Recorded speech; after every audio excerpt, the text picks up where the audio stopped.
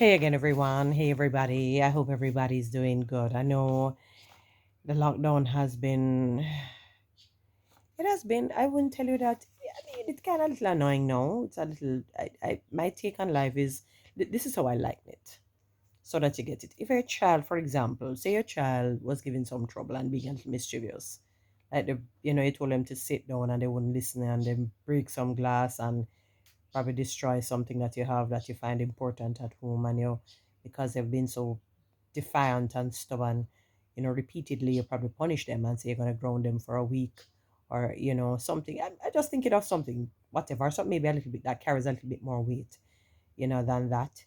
Maybe they fought their neighbor's child or whatever it is, or you know so you're going to ground them for a week. You wouldn't say to the child, from January to December grounding you, unless you want a coup formed against you, or some rebellion start, some riot start in your home. It wouldn't work. It would defeat the purpose. It wouldn't create any behavior change. That is too much punishment for what was done. That's too much punishment for what was done. It's like somebody box a police officer in the face, and you going to make them go in a jail for however long. That's ridiculous. You can charge them and maybe they pay a fine or whatever it is, you know, or stay overnight. But in other words, the punishment must meet that the act. It must be, the recompense must be similar, and probably even less if you have to go. If you have to choose, it wouldn't be greater, because it would not create behavior change. It would be unjust. It would be unfair, because you do have unjust laws. You have unjust actions. That is why the Bible had to say, obey, like it says, children, obey your parents in the Lord. Because you can't have parents that tell you things that are not good, and you should not listen to them. Once they're immoral or illegal, you should not listen. You should not obey those things. You don't have to be disrespectful to them, but you don't obey that. God is deliberate. I tell you, God is intelligent. He is intelligent. I had to look up in my mind. You know what a good leader is. I had to look up. Still, I had to go and look on the meaning of it. Just to kind of refresh your mind and let it marinate in the mind a little bit. And I looked at the qualities of a good leader. And it says that, and I'm putting, maybe I might, for dramatic purposes or for realistic purposes, or what reality is, I'll put some added words. So, a good leader is an effective communicator. He's able to send messages that is received in an effective manner that will create behavior change for the good. Effectively, so it's not something that is muddy and muddled and all over the place and you're not understanding. He's an effective communicator. So you understand the message that is being sent, and that message is for the greater good. A good leader is empathetic.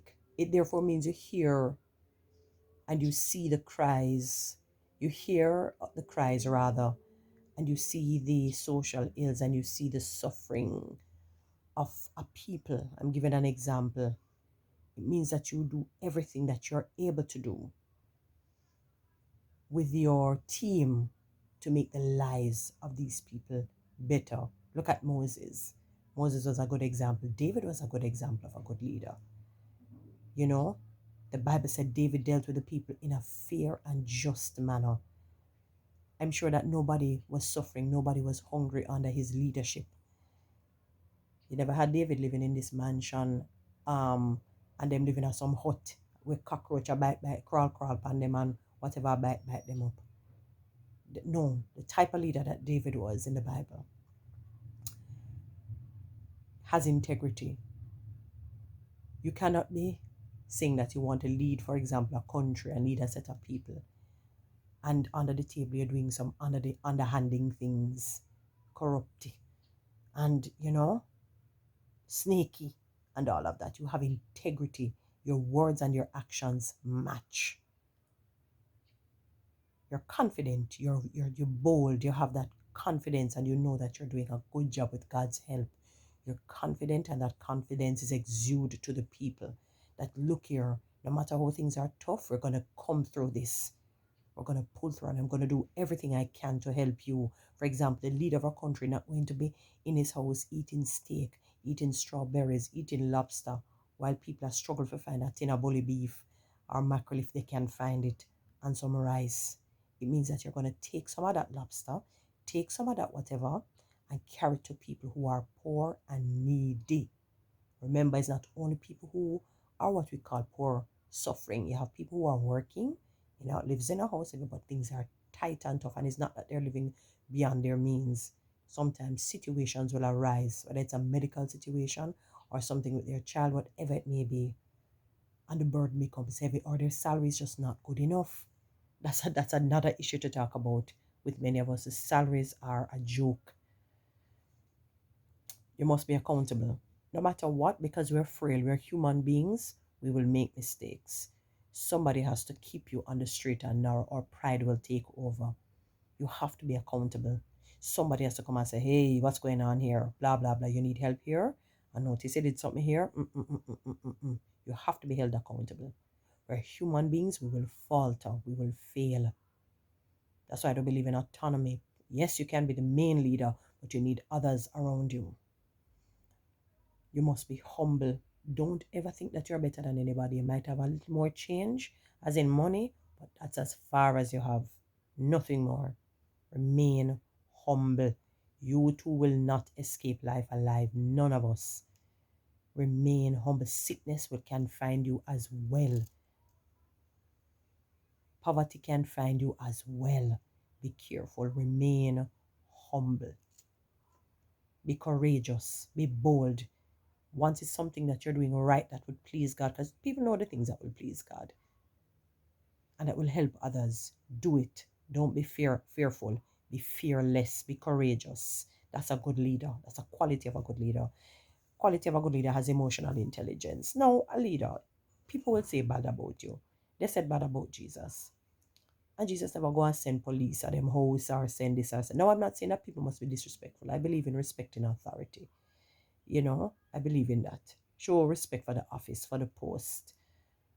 But you have emotional intelligence. You don't send police to people's house and lock them up and you hear this and you hear that because, for example, the pastor man who had spoken badly about Miss Prime Minister Holness, saying that this and that will happen to his child or whatever, and saying out, and they said, come on, and you don't have anything on the man. Leave it alone. Or the people come out and cuss you and leave it alone. And again, I'm not lauding anybody disrespecting the PM, but he's still also a citizen of the country. Remember, he's voted in to take care of the needs of the people. So you must have emotional intelligence. You will be talking badly about no matter who you are in this world. If Jesus, who was and is perfect, got it, what more you who is imperfect? You must be an honest individual. You must be 2 mouth, 3 mouth, 4 mouth, 5 mouth, 6 mouth, 7 mouth, 8 mouth, 9 mouth, 10 mouth. You must be honest. What you say must be so. What you say must be. You must be honest and truthful.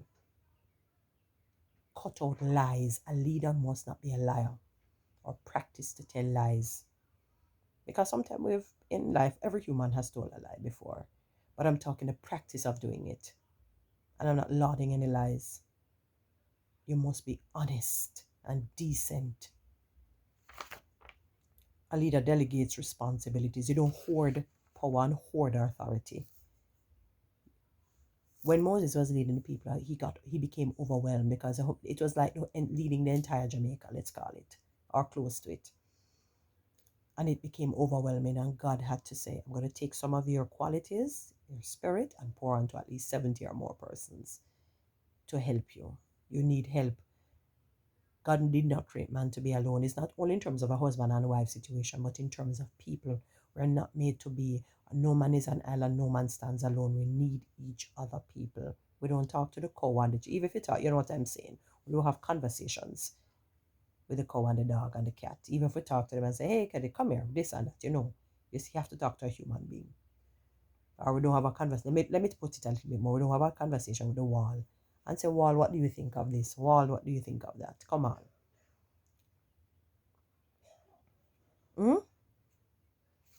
So you delegate responsibilities. Don't hoard it. God forbid you, what if you die? What if you get sick and can't do it? Somebody have to take his post. A good leader, and also you delegate responsibilities to those, whether you like the individual or not, you delegate to those who are capable and able. And obviously, their qualities you're going to look for. If you see that they're loyal and they're committed and all of that. So that is why I say capable and able. Not on the basis of any jealousy or anything or thing. Or you're envious of the individual. You delegate responsibilities to those who are capable and able and can do the job and do it good with their whole hearts. A good leader is transparent. You're not pretentious. You're not a particular way in front of people and behind closed doors. You're a monster. Because people can see you. Even one person, you can't fool everybody all of the time. Remember that. Somebody will see through you.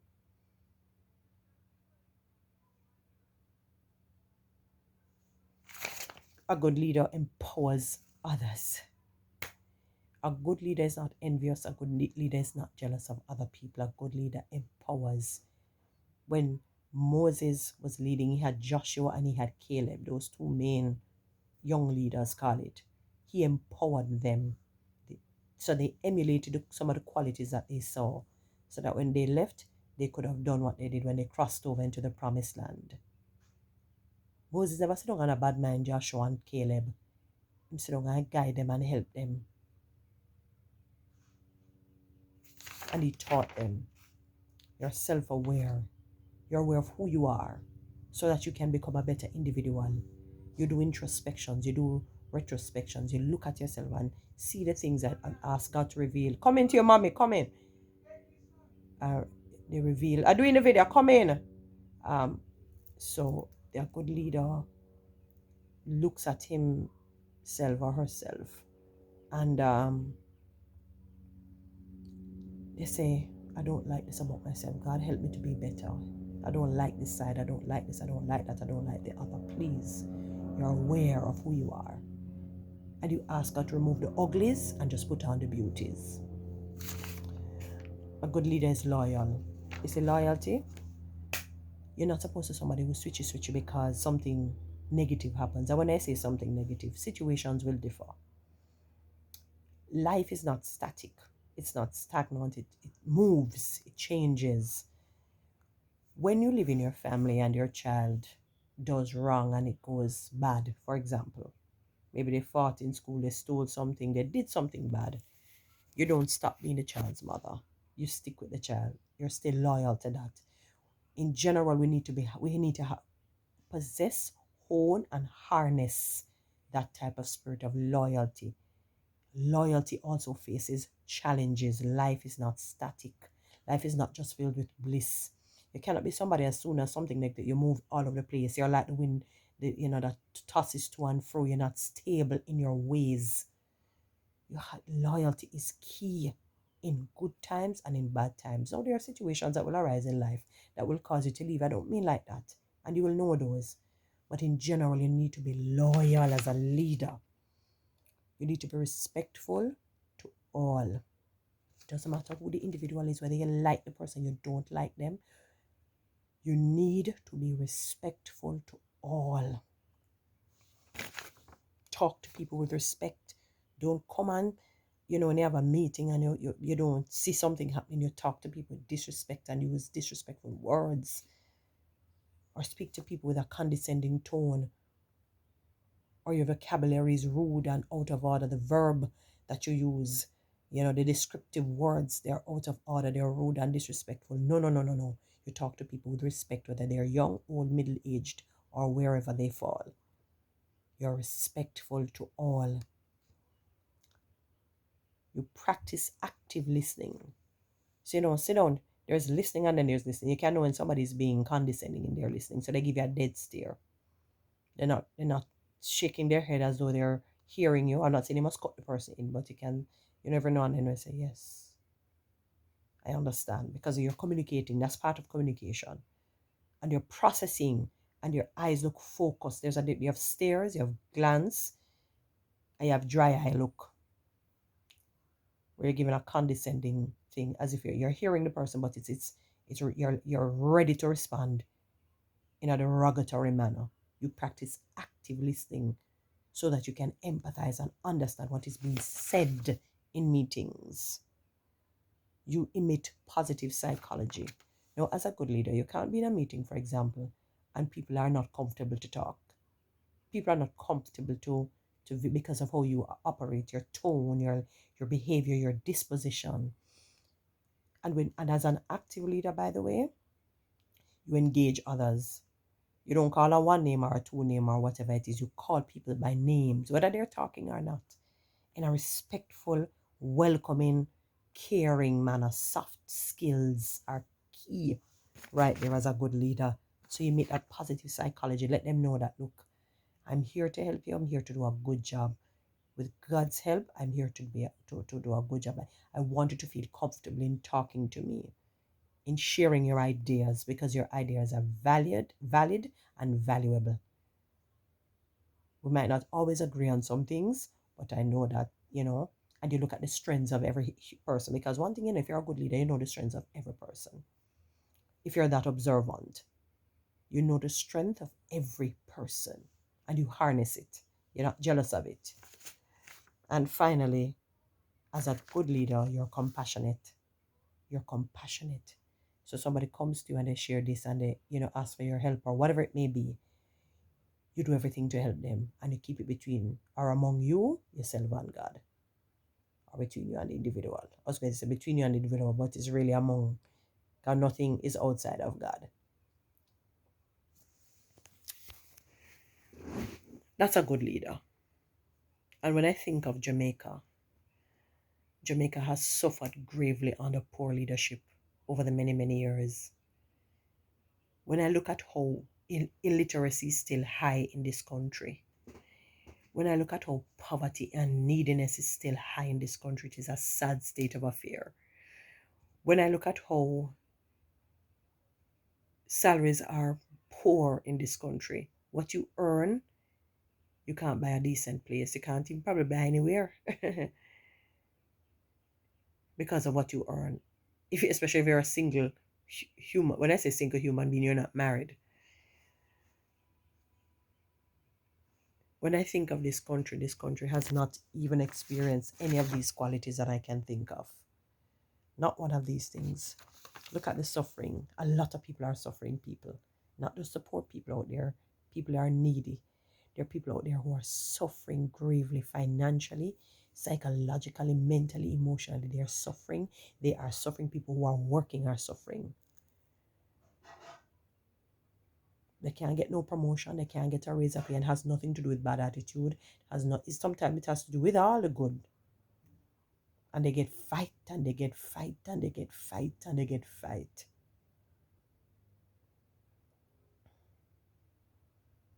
Jamaica has suffered bad leadership over the many years. Corruption has taken. I was listening to something and the man said Jamaica is a poor country, and I shook my head in shame because I know that that is not true. It is how monies have been allocated and how monies have been invested, or where the monies lie. That's not true. Jamaica is a rich country. Look at even our natural resources, the sunlight, the trees, and all of these things, and the water. And many things could have been used. God gave us all of these things to use to create wealth. And because one side, when I say one side, I'm not talking about parties now, like you say, whether GLP or PNP.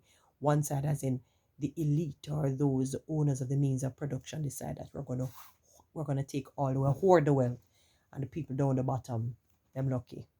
Basically, this country has suffered bad leadership over the many years, and it continues until today. Bad leadership. Bad leadership. I've never seen suffration high like this.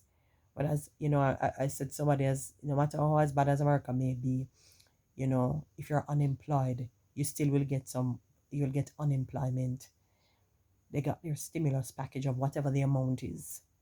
Stimulus in Jamaica, you better stay. The only thing you can stimulate is to sit down here and stimulate some, you never know if it's music and some tea and drink and belch 2 times and keep yourself quiet. Stimulus packages, care packages as they call it, with the taste bad rice and they could tin up them. The cheap something. And I don't want to sound ungrateful. I'm not. So if it comes that way, I do apologize. The first commandment is not even practiced in the least. So you're going to follow the rest of them. The first commandment is not even practiced in the least. Poor leadership. The Bible said David dealt with the people fairly, and in a just manner. Nobody suffered under his leadership. Not a soul suffered under his leadership. He was a good man. The Bible says he was a man after God's own heart. A man after God's own heart. That's how David was described. My favorite Bible character. When you read upon him, he was fearless, respectful, low of authority, but fearless, kind and helpful to people, just like his son. I was reading this thing of this man, I don't know which country he's from, but a wealthy, them sheik or whatever you call those people. I don't know if he's a sheik, but they just like name under them, the people. And every month, is every month or every quarter, whichever time, what he will do, he'll gather a lot of people. They will come to him one-on-one, tell him about their situation, their dire financial situation, their financial deficit and debts and all of that. And if this one needed a house, he provided a house. If this one needed to pay off their bills, he did buy them a car. This, whatever their need was, and maybe granted some wants. And I said, my God, are they going to tell me, say, no money in Jamaica? Money came to Jamaica. It's mismanagement of money. I don't want nobody tell me rubbish like that. That's not true. Or you wouldn't have a lot of investors coming here. That's not true. It's how monies have been assimilated, how they have been invested, how they have been managed.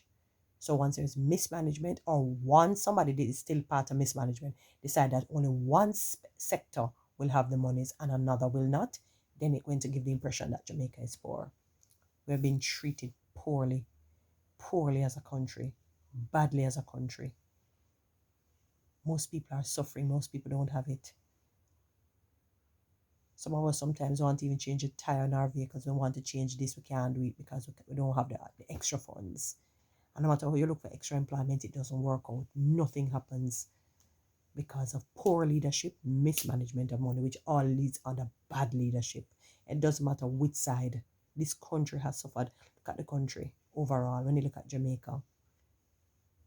And as I said, I was in a meeting as far and I was talking. I said, Jamaica is a poor country. And I just said, my God. Maybe we call this and cause that on ourselves. I can only pray that one day we'll see good leadership like what the people of David's time, even Moses and Joshua saw. I pray one day that Jamaica will face. That's the only thing I can say. I don't know. We talk a lot in this country, so maybe I'm part of one of the talkers. I'm just tired of it. I'm tired of it. And I leave everything in the hands of God. Because one day He will deliver. One day He will send us a deliverer. We can't always continue like this. This is really bad. Too much sufferation and too much inequalities of how funds are. A lady said to me in her country in Curacao, down to the helper can buy a decent house and a decent car. In Jamaica, you can't. Even people who are working in an office setting. No, man. Joke. But one day God will send a deliverer. Have a good one, people.